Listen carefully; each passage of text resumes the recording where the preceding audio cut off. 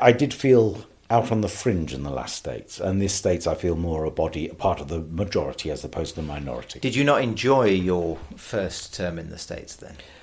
I haven't enjoyed my time in the States, full stop. 6 years. I don't particularly like being a deputy. I don't enjoy it. My wife, on virtually a weekly basis, asks me, what the hell am I doing?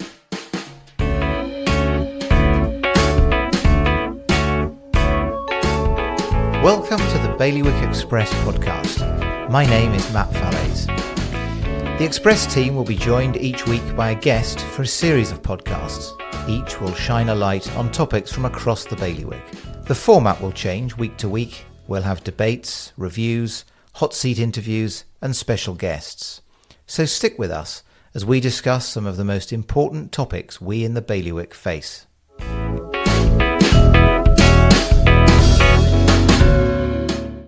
Politics is about policy and decision making, but it is driven by characters. Deputy Carl Meerveld is undoubtedly a character of Guernsey politics. Outspoken, controversial and combative. A divider of opinion. To some, in touch with the public like few of his colleagues. To others, an insufferable showman. In this state's term, he is also at the centre of many of the biggest debates inside government. I sat down with Deputy Meerveld for an in-depth conversation about his life in politics. So your most recent high-profile intervention in the States, in a States debate, was over sexual offences legislation. Now, this is quite a technical area. It concerned shifting the evidential burden of proof from the alleged victim to the alleged perpetrator. What I think is very interesting is that you haven't spent a lot of time on social policy in your years in the States. And the amendment that you proposed to delay that aspect of the legislation in the end was quite heavily defeated. And you would also have known, and you've written a little bit about this already, that it would have been quite provocative to some, even to some victims of sexual assault, particularly women who make up the highest proportion. So given all of those things, why did you decide to take such a high-profile stance on that issue?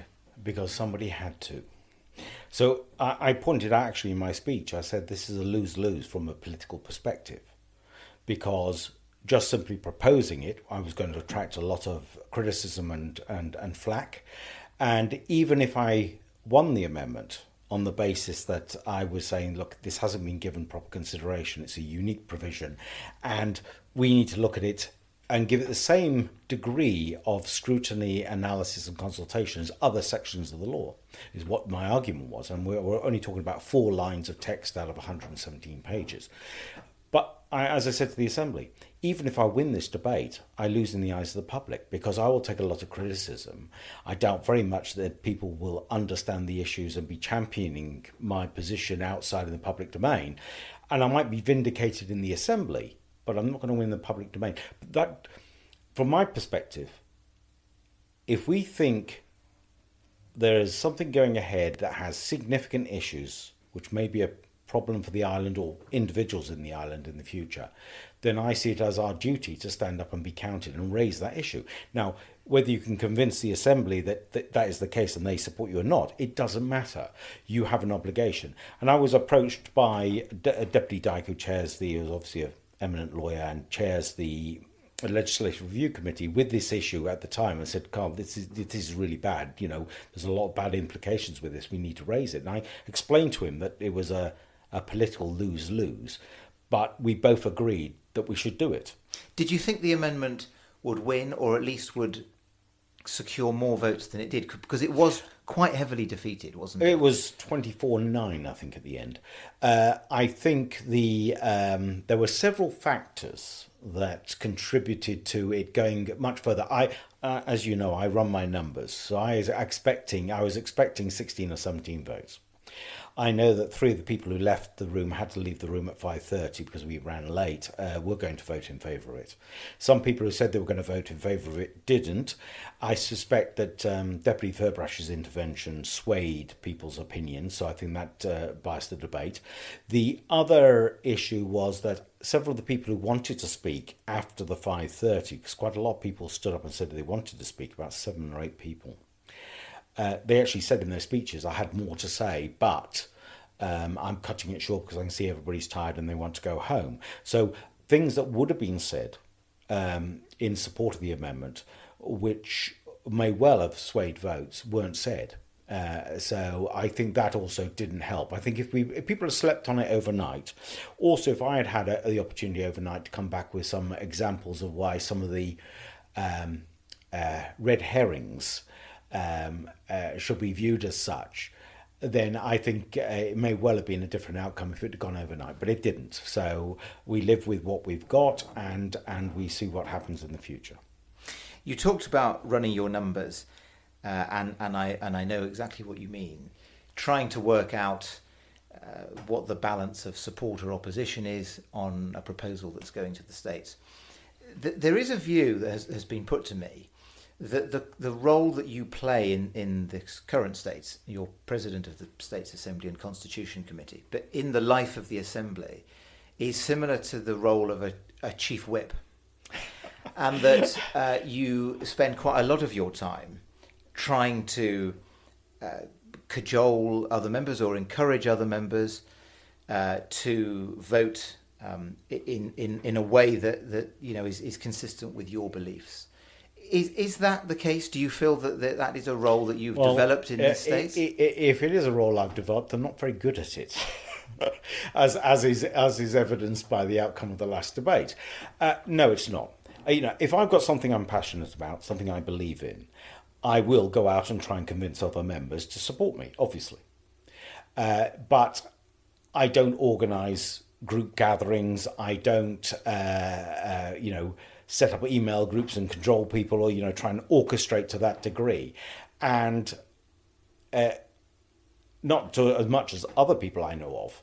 So I would say no. But yes, I think as you would yourself admit, if I'm passionate about something, it's no holds barred. I fight, and I fight hard for what I believe in, and I will of course try and bring other members with me because, as you know, we have got consensus government. You need 21 votes, or at least the majority in the room at the time, to be able to carry anything. So it's beholden on the individual deputy. If they are passionate about something, they need to be able to find allies and bring them with them.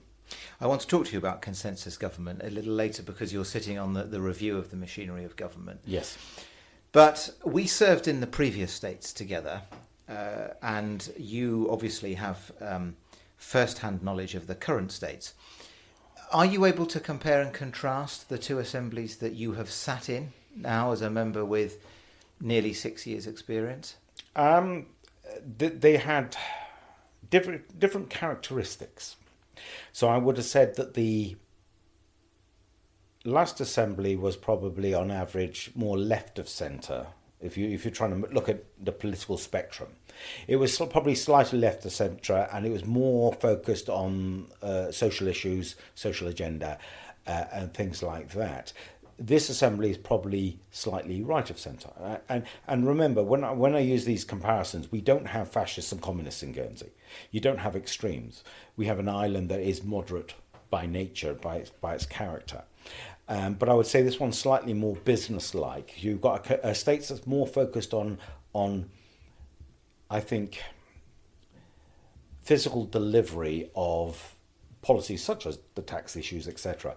Trying to deliver more tangible things, whereas the previous state was much more into intellectualizing social issues, etc., and bringing forward legislation and rules, etc., to deal with that. Do you feel more comfortable in this state as a result of that change? Put it this way, it suits my personality because that's where I put myself. I put myself in the liberal right of centre category. So I suppose it suits my approach, and I've got. I did feel out on the fringe in the last states, and this states I feel more a part of the majority as opposed to the minority. Did you not enjoy your first term in the States then? I haven't enjoyed my time in the States, full stop. 6 years. I don't particularly like being a deputy. I don't enjoy it. My wife, on virtually a weekly basis, asks me, what the hell am I doing? I came into the States very late from an intervention by friends and family who persuaded me to stand. Literally put my application in the day before applications closed in 2016. I wrote my manifesto in the first week of the election period, and my manifesto wasn't even printed until after the deadline for postal responses came in. That's how late I joined and how little interest I had in being a deputy per se. It wasn't something I aimed for. It's not something I pursued. It's something I got persuaded to do. I don't regret having stood.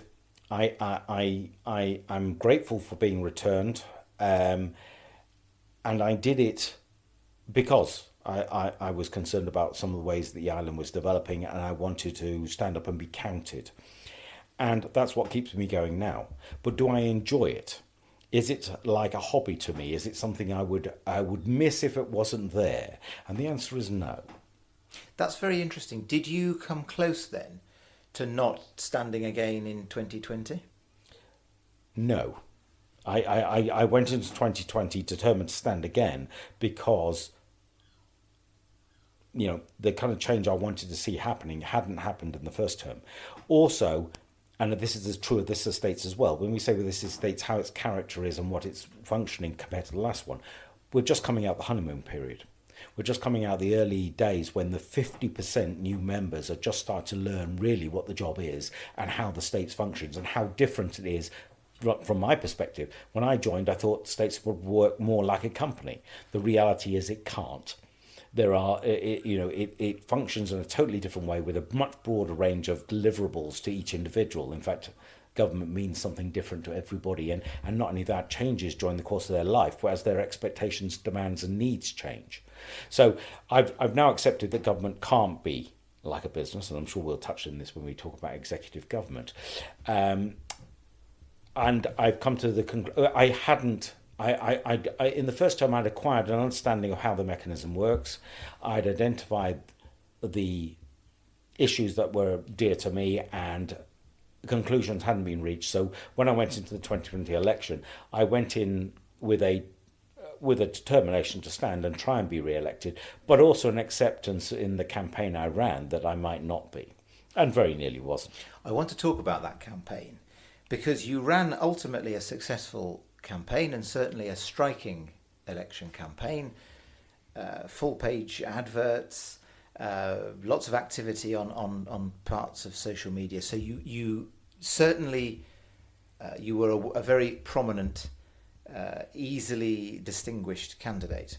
But you will be aware that it was a very unorthodox campaign. Oh, it's a negative campaign. It was a very provocative campaign, and that's an honest assessment because it was a negative campaign. In my campaign, I never asked anybody to vote for me. Do you do you regret that at all? Do you think there is a danger that though it was successful and you were returned to the States, do you think there is a danger, there was a danger, that type of campaign potentially debases or devalues politics in the island?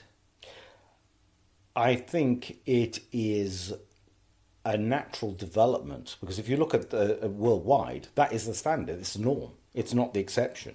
It was exceptional by Guernsey standards, and very much my campaign was a case of don't vote. I don't mind if you vote. I'm not asking you to vote for me, just don't vote for them kind of approach. And I was willing to give up my position and knew very well that by doing that campaign, I probably was going to jeopardise it. Now, I would have liked to think that I would have come around the middle of the pack if I'd have run a standard campaign.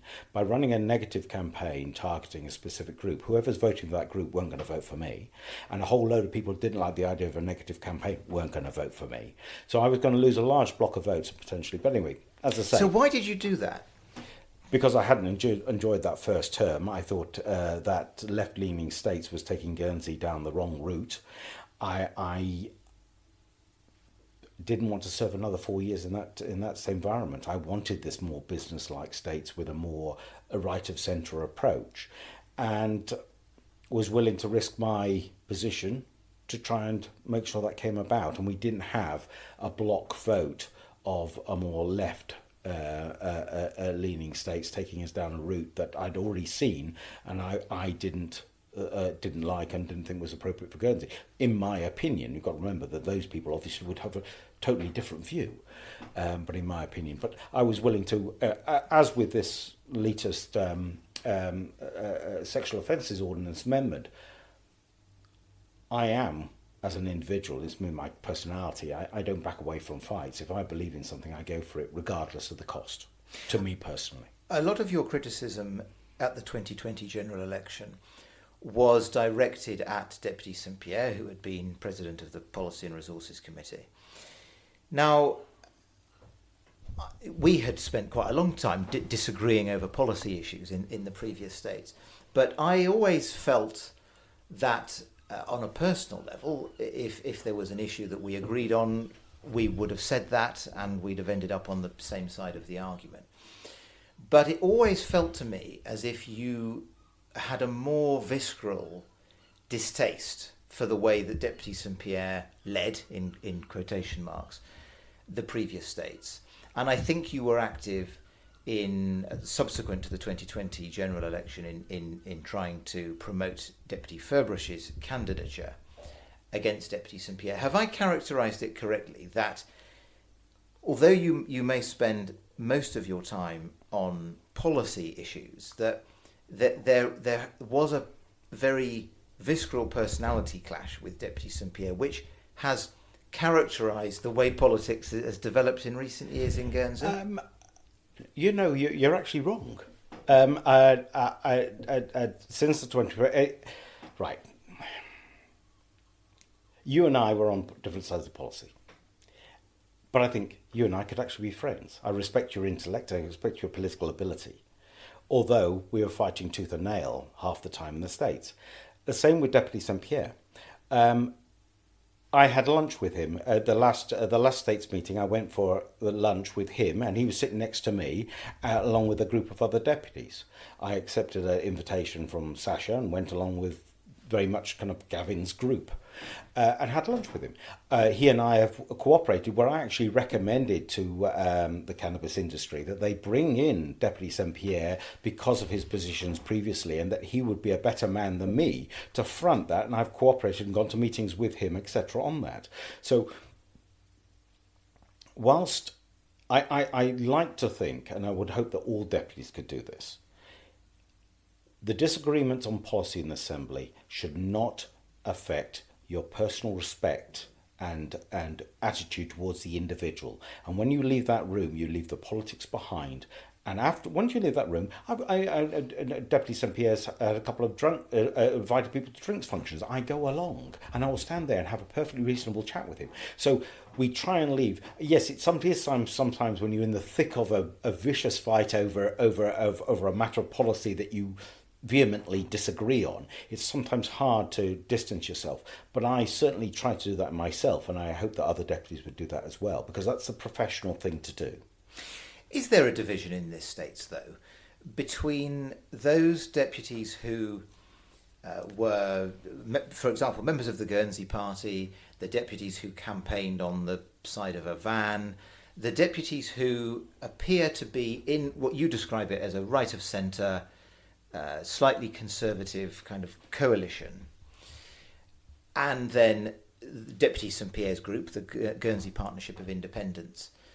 Is that a real division in this assembly, or do you think if it looks like that from the outside, that is perhaps mischaracterising it? It's interesting. I would say that the Partnership of Independents group, which of course is no more as a party formally, is probably more cohesive than the centre and the right, which I actually spoke to, we'll touch on executive government, I was speaking to Deputy Ferbrush about this, and I said it's ironic. The centre and the right probably favour by majority executive government, but none of them want to be led. or cooperate closely. Whereas the people who are left of centre actually cooperate very closely and will be led on policies and work together on it, yet most of them would not favour executive government. And there's an irony there. And that, I would say, is the reality. The centre is more amorphous. It doesn't work as a group. Now, I suppose one of my angst last term was the fact that there seemed to be a secret party in operation right from the beginning of the term that wasn't public. Now, the fact is I favour parties. I want to see parties develop. My hope is that Guernsey will evolve into party systems because I think that creates more accountability to the electorate. People have to stand behind their manifestos, as some people in the Guernsey party are currently struggling with. You have to present yourself with key objectives you want to deliver. You need to stand up and deliver those and do your very best to do so and be held accountable if you don't. And I would like to see it move. Do I want to see a US or UK system with bipolar systems? No. I would much rather see a European type system where you have half a dozen different small groupings of deputies, some who are green, some who are women to win type issues, some right of centre, left of centre, etc. And they have to form a coalition government, and each one of those groups has an agenda they try to pursue, and they keep the rest on track by moderating them, saying, well, actually, you can't go to the extremes of what you want to do because the rest won't support you. And that's the kind of thing. But I think the reason I like party politics is because the manifesto starts to have real meaning, whereas in the past manifestos didn't, and people were elected on personality. I don't want to see people elected on personality. I want to see them elected on their policies and then re-elected on their ability to deliver those policies rather than personality. So I don't think personalities has helped us. I think going forward it needs to be policy-based elections. And to the extent that parties have developed and may develop in the future, in a sense, it all started with you because you formed the Islanders Association, which was the first group openly in recent times. I think Deputy Roffey was part of a group back before the year 2000. There was certainly a Guernsey Labour group that stood candidates, but I think that was some decades ago. But in any event, you started the Islanders Association, and they were the first group which openly, in recent times, looked like a party and openly spoke in those sorts of terms. But there was a slightly Python-esque period, wasn't there, where that party divided quite early, and another party, Deputy Fairbrush and some others, formed another party.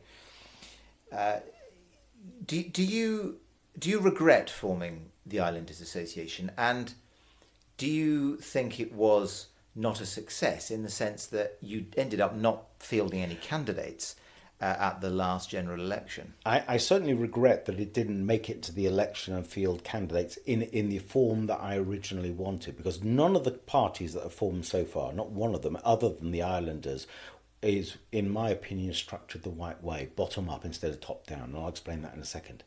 But the Islanders Association, its first objective and the thing that it was formed almost around was contesting the referendum for island-wide voting, and in that it was successful, and I think that was an indication of what is to come. But I think part of the issue is the independence of deputies. We don't have a traditional party system. It's hard to structure them. And when I say the right sort of parties, my idea of a party is not a group of people getting together saying let's join together on a manifesto and attract votes. My idea of a party is 150, 200 people signing up to a group and the manifesto being voted on and dictated by the party, and then the candidates saying yes, we agree to support that manifesto supported by the masses. So it's a bottom-up process instead of a top-down. And what we've seen so far, the Islanders was going to go in that direction if it had survived through to the election. What we've seen in the other parties so far, they're top-down. But what we need to have is groups of people saying, say for instance the environmental lobby forms a group, and you get 100, 200 people who say, we want more representation in the States. We want our specific interests to be given a higher profile.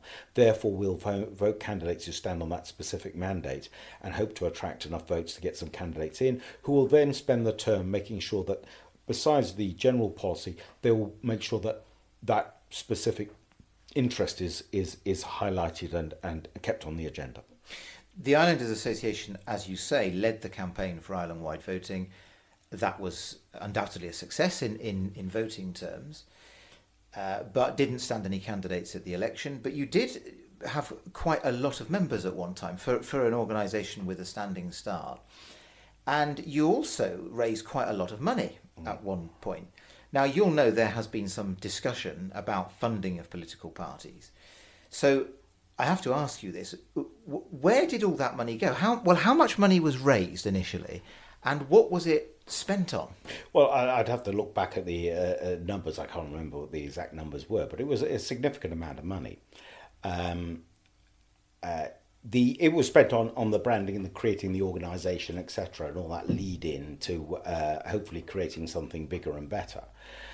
So yes, I didn't make any profit out of it. I came out of pocket out of the experience. But therefore, that begs the question: for parties to be embedded in Guernsey politics, does it take quite a lot of money, actually? If we head in that direction, are we making it harder for independent candidates to do it without funding? That's the interesting question. What happens to the independent in this process?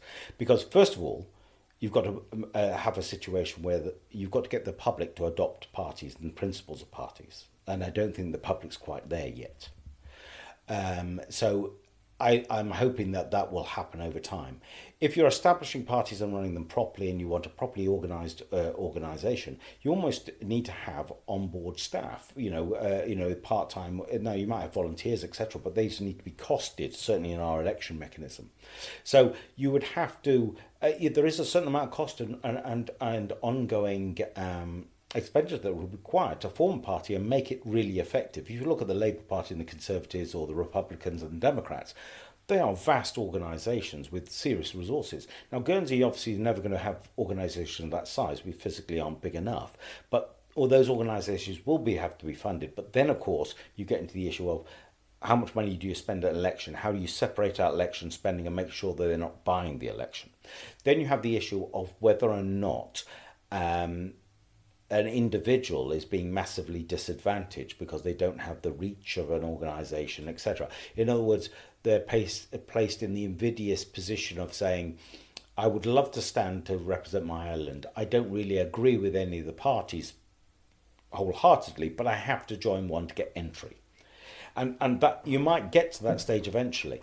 And that's when I suppose I would be the one saying, maybe we should have one person per parish or something. Maybe we should look at some mechanism to keep the parish involvement, but also allow an individual to stand and still get in without having to sign up to a party first. Because you don't necessarily want to lock individuals out, but you do want to make the manifesto have value. And I think there's a tricky balance there that even I would go back and say, is there a mechanism to allow that independent to come in and form themselves a name, get a reputation, get a standing, get recognition, without having to go through a party mechanism, because the parties themselves can become restrictive and a block to people getting to election. And I fully recognise that. It will be interesting to see how it develops. Just very quickly, although you are a believer in principle in parties, I believe you're not in a party at the present time, is that right? That's right. I mean, again... And are you looking to form one? Are you working on the development of a party? Not right now, but it's certainly something I would consider getting nearer to the next election. Again, one of the reasons I couldn't be part of a party, I couldn't have run my campaign as I did, with the honesty that I did, and with the directness and, let's be honest, negativity that I did, as part of a group. Because I couldn't ask a group to sign up to that. So again, I had to stand as an independent at that stage to take that tack. You might at the next election then. But the next election, leading a party or in a party. I would definitely be open to the idea of being part of a group, because I think that long term, as I say, the idea of multiple groups representing different segments of our society. So instead of standing as an individual saying on a manifesto, this is what I stand for, but once I'm in, I can't deliver it because of consensus government. I would like to see groups of people saying we'll work together for these common deliverables that the public have signed off on, and we'll be held accountable at the next election on whether we have delivered them or been seen to at least fight for them. I want to take you back to the first States meeting after the 2020 general election, which was the election of committee presidents and committee members. You stand for the presidency of the States Assembly and Constitution Committee. against Deputy Lyndon Trott, 20 plus years experience, former Chief Minister, former Treasury Minister, and you have come 38th out of the 38 elected candidates, which in a sense is irrelevant because once you're elected, you're elected. But not only did you prevail in that election, you beat him by something like 26 votes to 13, two to one margin. That surprised me. Not necessarily that you succeeded in that election, surprised but the me margin too. of victory. Did it surprise you? It did surprise me. Why did that happen then, do you think?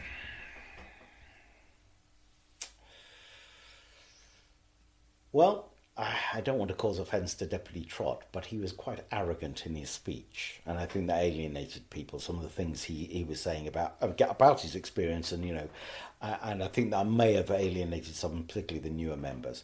I always go into a fight aiming to win. I hoped I was going to win, but I expected to win by a few votes. I didn't expect a 2-1, and I would put it down more not to my ability, but the fact that Lyndon's approach in the presentation probably put some people off.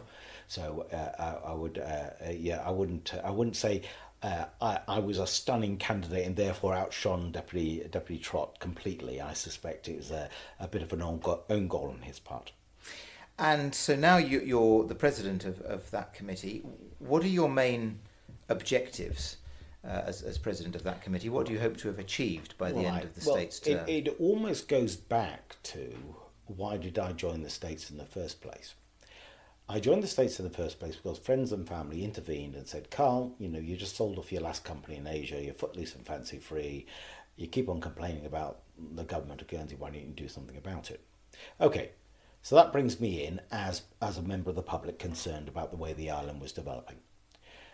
But then you look back at my career and what I've done in the past, and also my character, and I'm very much a macro guy, a very long-term strategic thinker, macro, and I want to change the system to make it better, make it function better. It'll never be perfect, but how can we improve it?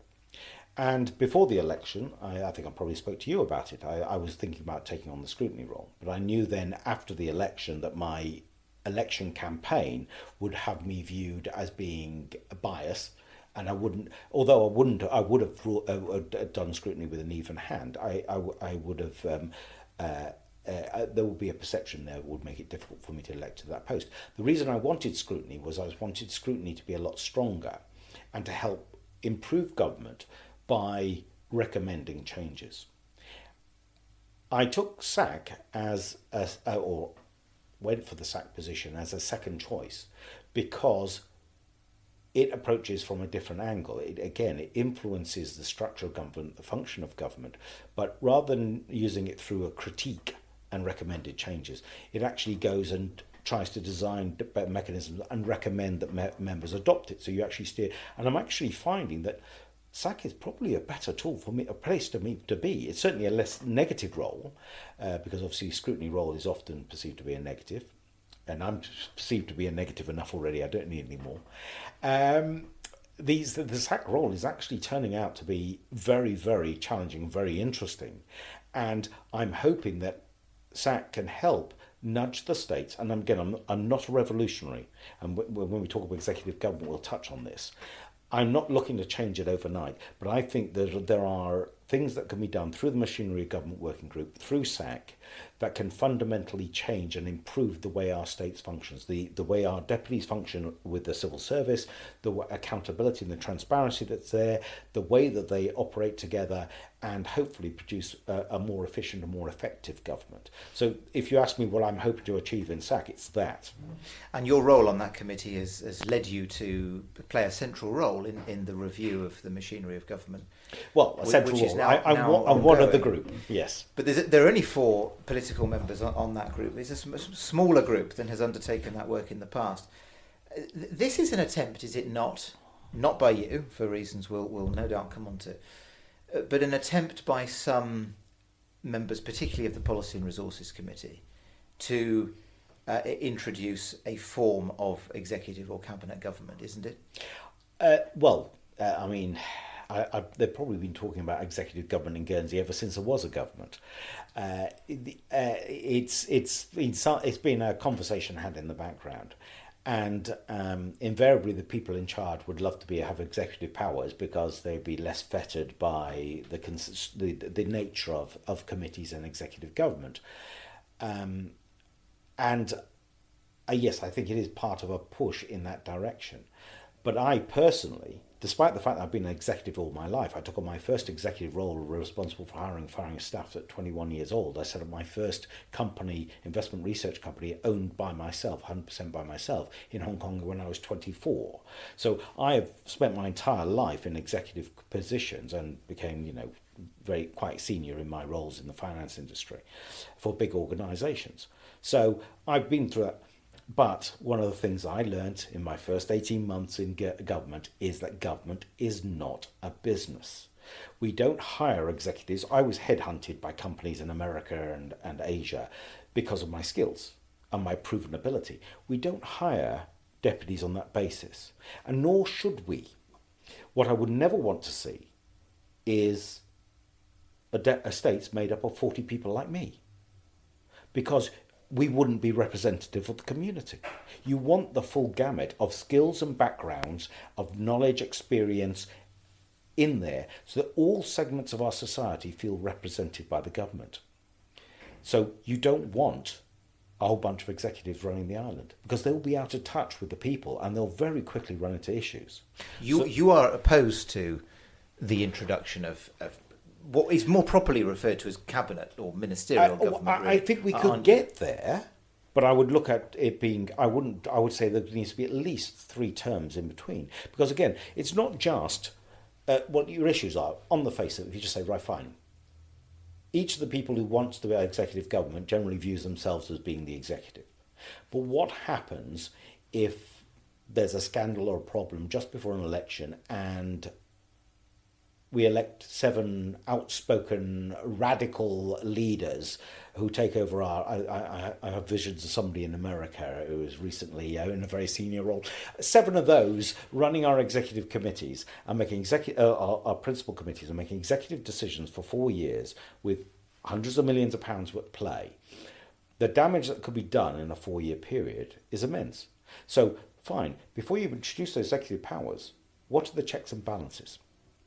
How do you get them out of that position?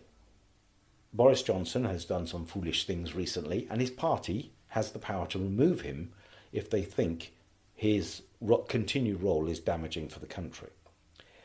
We don't have that. We'd have to introduce something. So we have a recall election capability. Another thing that's been spoken of for many years. The idea the public can sign a petition and call for a new election to take somebody out of the states. Great. Now politicians will never make controversial decisions. GST will never get mentioned again because there'll be a recall election to take you out of the equation. And you end up with a government that does what's popular but not necessarily what's right or necessary. Do you have split the government and say, okay, we'll have 10 people in the executive, we'll have 30 people in the parliament, and give the parliament the power to to remove the executive, a bit like a motion of no confidence in the committee now in our system. Great. But now, the Parliament, are they going to be looking for any opportunity to remove the government? Not so much because they're doing a bad job, but because they want to be the government. They want to be the executive. So, and scrutiny. Our scrutiny functions in Guernsey, each one of us in the Assembly is a scrutineer as part of its job. Every day we sit in that Assembly, we are actually swapping hats. We are being, 1 minute, when we discuss a policy letter and the amendments attached to it, we are the Parliament. We are scrutinising the policy recommendation. We are scrutinising amendments and approving them. Once amendments are finalised and presented to be general debate and finally be voted on, we put on the hat of the executive, because we, in aggregate, become the executive. We make an executive. And then when we discuss, as we did with the Sexual Offences Ordinance, we're actually just talking about matters of law. We are the legislature. So we have that kind of strange role. But if you take it out and you start saying, well, actually, no, you've now got an executive. Well, that means you need an opposition or a parliament who will act as the scrutineers. But then they've got to have more powers to scrutinise and question. You're not necessarily going to get more efficient government, but you're certainly going to get more contentious government. Given what you've said, I think it's unlikely you're going to vote for a cabinet system in this state. But is this state, do you think, more likely than any states previously to endorse moving towards a more ministerial or cabinet system. Do you get that sense amongst your colleagues? I certainly much. Well, of course, I've only had experience of 2 terms.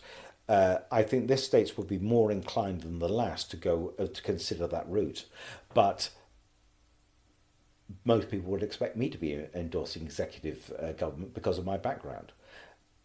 I think you'll find that because there are more business-like assembly, that they will look at the business risks and associated with it and the structure, the checks and balances required, and realise that a dramatic jump from where we are now with a system that's been working for many, many, many decades, even centuries, in its evolution, jumping from that to executive in one go would be extremely difficult to do. Very hard to produce checks and balances that are proportionate with the executive powers.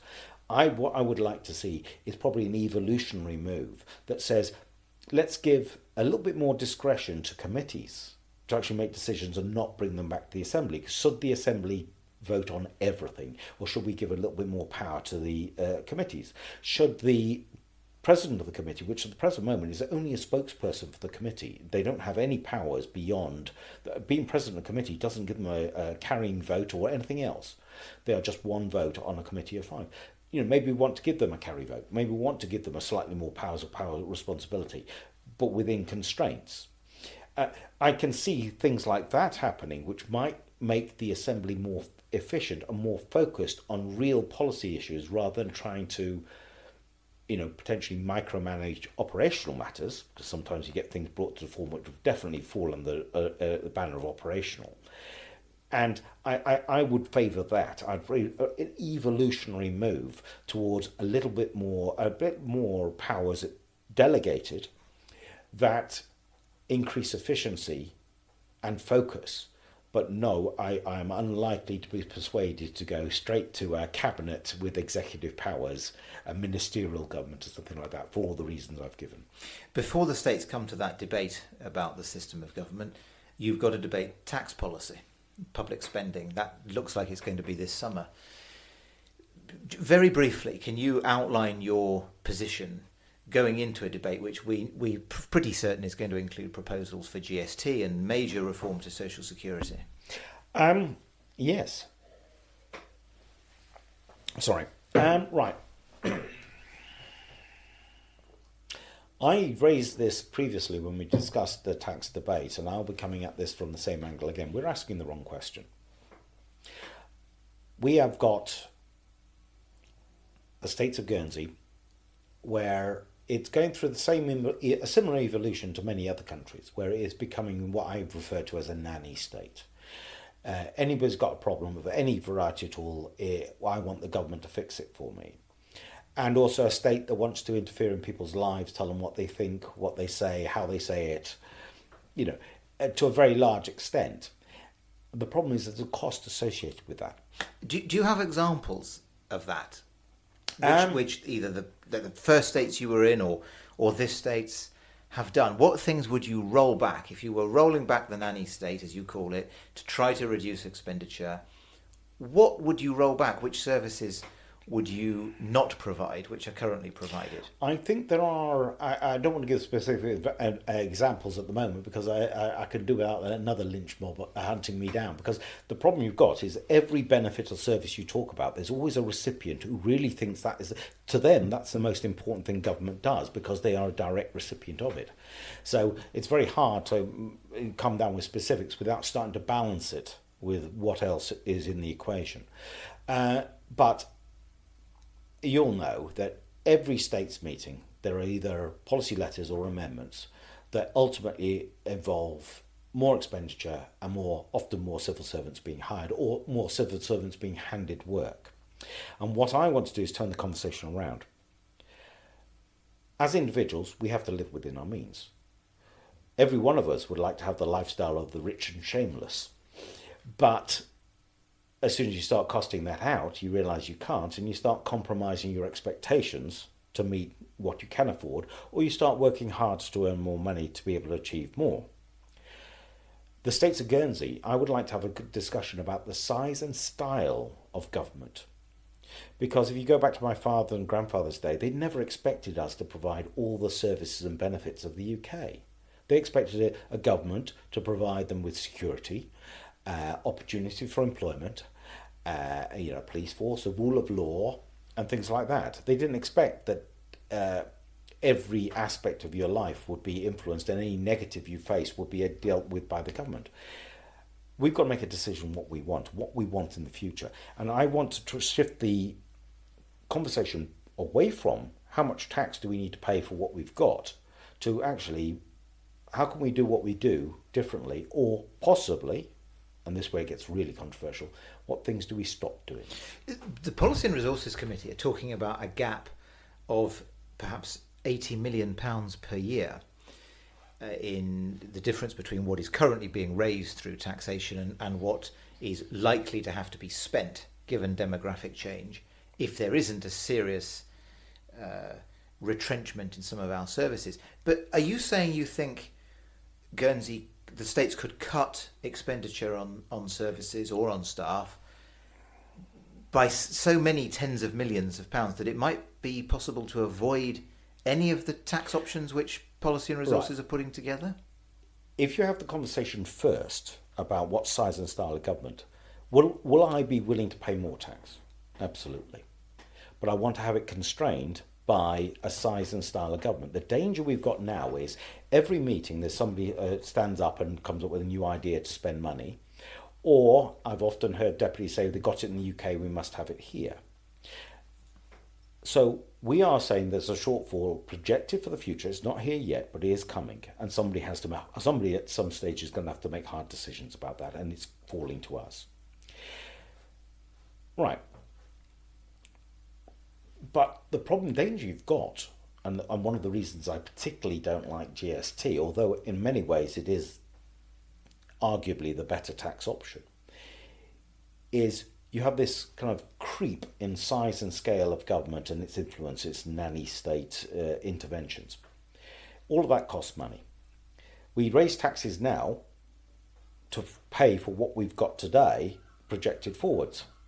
But then we carry on growing the influence and size of the state, and later on somebody goes, you know what, 8% GST, we've got all these extra bills, all these other things we want to give, this group over here wants this group over there wants that, let's make it 10%.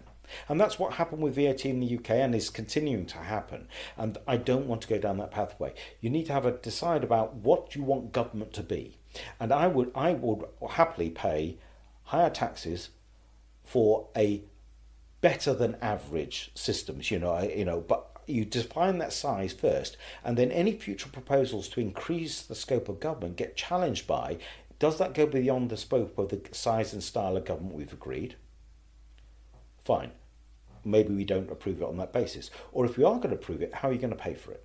What else do you have to compromise somewhere else? But again, when you talk about cutting direct costs or expenditure, yes, you might say some services, I tell you what, we're not going to pursue that anymore. There are things that big countries do that maybe we don't need to do in Guernsey.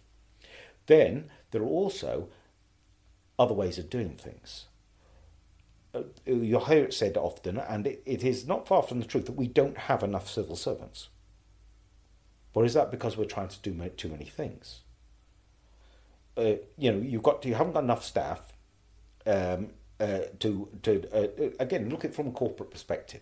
If a company was finding that they were potentially making a loss and their staff were overworked, they wouldn't turn around and say, let's just up the price of our product, the customer will bear it. No, they'd turn around and say, let's rationalise the business, get rid of the elements of the business which are not core, and trim our business down. And if our staff are overworked, we can either hire more staff or we can reduce the work by trimming the business down. So what I would want to look at is, what can we contract out? What can we do service level agreements with the third sector? Let's get the third sector involved, where we can cut out the bureaucracy and the administration of the civil service, get the civil service focusing on other deliverables, and instead just monitor an agreement with a third party to deliver. It could be limited companies, it could be private companies contracted to deliver services. It could be the third sector who are given money by the state and assistance to deliver services. we have a nasty habit of drawing everything into the centre and the state's trying to do everything. And that in itself is a risk, because you end up being a jack of all trades and a master of none. But the Policy and Resources Committee is saying, even if there is some public service reform, as they call it, which includes some outsourcing, the demographic problem that we have a shrinking working population and a significantly increasing pensioner population is going to put this huge pressure on public finances. So you know that they are going to propose very substantial tax increases this summer. Are you saying that you are going to put an alternative route map before the states in that debate, rather than just opposing GST or opposing whatever significant tax raising measure they come forward with? Are you working on, or are you prepared to give consideration to leading or making a big contribution to a completely alternative route map for resolving this problem in public finances? I have been discussing that with some deputies, but I've also been having an open conversation with Policy and Resources. And there are changes in the corporate tax world happening in Dubai and Cayman Islands at the moment that could have an impact on us. I don't think we've turned over all the stones yet on how we could derive revenue. So you're absolutely right. We have a demographic time bomb we're heading towards. But part of that problem is the fact that possibly where we are taking on too much and doing too much as a government, and we could thin that down, which would help offset part of the tax increase. So I think it's inevitable we will see tax increases for no other reason than COVID has depleted our rainy day fund. It rained, it's gone. So just for that reason alone, and the capital expenditure, the real killer is on a cash basis, we're not doing too badly. We're actually positive. But we are allowing our infrastructure to deteriorate, and that's going to require massive investment in the future, as well as the ageing of the population and the shifting of the demographics. So there's a whole lot of things coming on, but I want to look at the whole thing in the round. I want to look at corporate tax. I want to look at developments elsewhere. As I say, different ways of delivering things that can reduce costs. Possibly not doing some things and saying, actually, we don't need that. We're in this size of island, we don't need it. Or we'll contract somebody else to do it.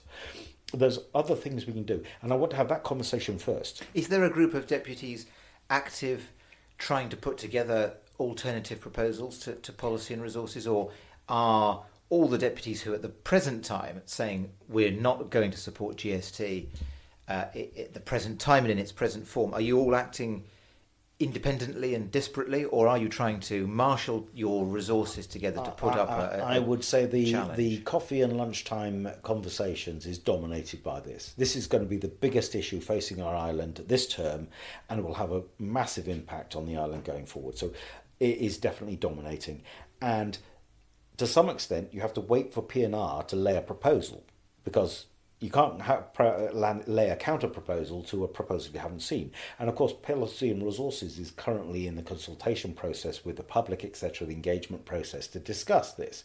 Now, they have signalled in broad headlines what they're looking at doing. But Policy and Resources are being very open to people like me who have stayed right. What I'm saying now is, I said this a year ago. And I've been saying it consistently. My position hasn't changed. We're asking the wrong question. We're approaching it for the wrong business direction. If this was a business, you would annualise it in a different way. You wouldn't just whack the price of the product up. You'd look at consolidating the business. My final question on tax. But just going back to your comment, though, P&R is engaging with us. I've had private conversations. I know other deputies have. So this is ongoing. And I think P&R's listening to the fact that maybe we're having the wrong conversation or wrong time to have this conversation. The piece brought out by 3 members of the Economic Development Committee, they in the last couple of days in the press, is this the right time to be talking about this and potentially burdening the economy in a recovery phase? There's a whole load of issues. So I would say that P&R is not dogmatically pursued, because it's portrayed as P&R is going to do it. Mark Hellier is the poster boy for GST. Mark Hellier isn't. He has been very open-minded in conversations with people like me. Whilst he is, because of the role he's taken on in P&R, he is the person who has to stand up and speak to these things. He is not being dogmatic. He is not trying to drive us down the path. I think he is listening, and I think that we will see hopefully a different conversation as we head into the debate. My final question on tax is, if the Policy and Resources Committee digs itself in to the extent that it proposes GST because it sincerely believes that's the right option, even though it knows the vast majority of other deputies are opposed, and if it loses heavily in the States, do you agree with Deputy Charles Parkinson, who has said in those circumstances the Policy and Resources Committee should go? No. And I would say no because why would you remove a committee that had the guts to bring up something and fight for it, even though it's massively unpopular? I mean, I look to myself and my recent amendment and things I've done. I didn't do them to be popular. I did them because I thought they were right. So P&R would have my respect for having taken the fight, even though I'd probably be one of the people on the opposite side of the decision that would would potentially be voting against it and defeating it. But I still respect them for raising the issue and having a conversation, because it's a difficult conversation. And they haven't been getting many pats on the back for having brought it, but they deserve them. Let's finish with 3 or 4 quick fire questions. I hope that they're quite simple. What is the political achievement you're most proud of in your 6 years in the States, and why? Probably championing island-wide voting. Peter Furbrush and myself were, Deputy Furbrush and I were the ones who led that, but I think Deputy Furbrush would admit that he gave the speeches, I did most of the work. And it definitely is something that was close to my own heart, because I saw that as one of these macro ways of changing the way the island, because I saw when I joined the States it was very parochial, with deputies voting on a parish basis. And I wanted it to be an island as a whole, as a country in its own right, and people looking outwards at the bigger issues rather than inwards to a parish level. And I saw that island-wide voting would achieve that. I also think it will lead to an evolution of parties. It will change the nature of the manifesto and its importance. In elections, it would move away from personality. For all those reasons, island-wide voting is probably, again, I can't take sole responsibility, but I certainly helped lead it, and being that would I would think the thing I'm most proud of so far. And your biggest regret, and why? At least once a week, having ever stood. Biggest regret.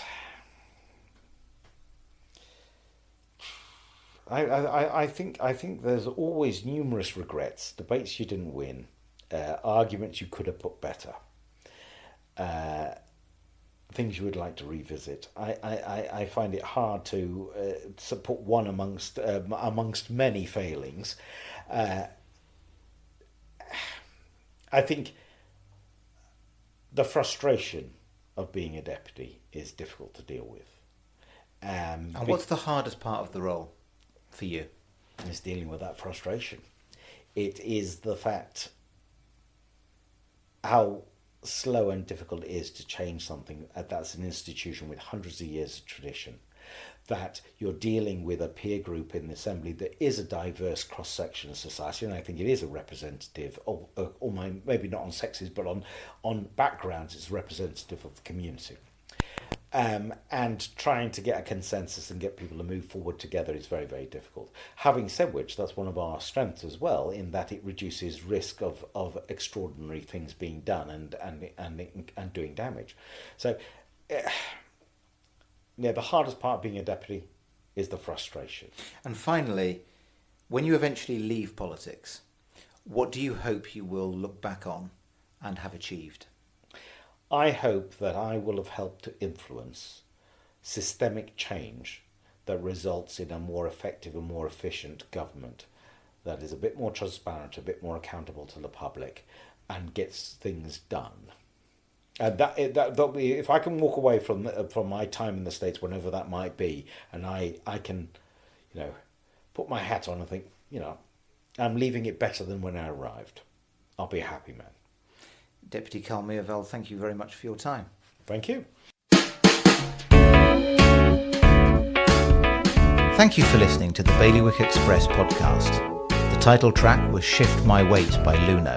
If you enjoyed it, please like, subscribe and share. Remember, you can always hit bailiwickexpress.com to stay right up to date with what's happening in the bailiwick. You can find us online, on social, on email and on internet radio. There'll be more from me, Matt Falaise, and all the bailiwick team next week.